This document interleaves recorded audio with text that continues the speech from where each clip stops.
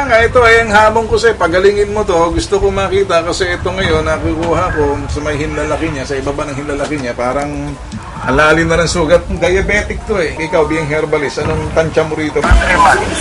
3 months. Tingnan ko nga kung talagang mabisa yung herbal mo. Pagdating ko na pagaling yan, magre-resign ako. Sige. Okay, sige. Tinanggap na ni Ray Herrera yung hamon ko, pagagalingin daw yung sugat mo na yan. Gusto ko makita. So, handa mo sa linggo na to, tingnan ko na papadalhan ka.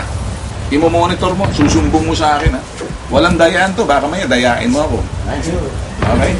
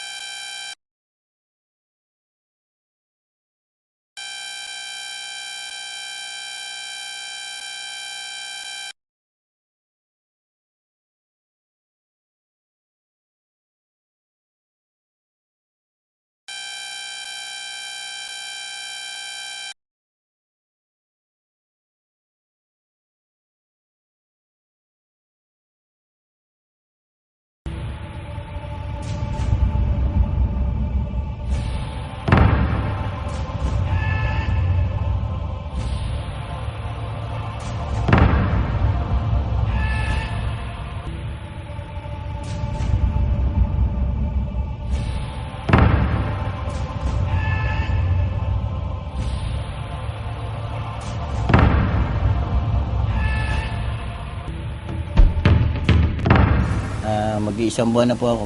At yung aking pong sugat sa ilalim ng talampakan ay bumababaw na ang lalim ng pagkakasugat.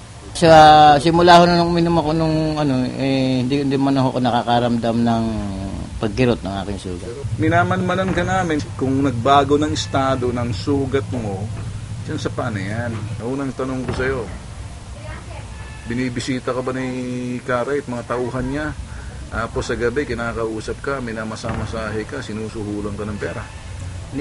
Wala ni isang tao na bumibisita sa pamamahay ko at kahit sino ay wala pong kumakausap sa akin na kung ano ang nangyayari sa sarili ko. Ang nagtatanong lang po sa akin ang aking mga kamag-anak, ang mga kaibigan ko na nakita po ako nung nakita sa telebisyon kung ano po ang nangyayari sa akin. Hindi ka ba kinagapang ni Karay at binayaran, kausapin kami rito, talagang sinisiguro na umigi kasi nakataya rito ang negosyo ni Karay?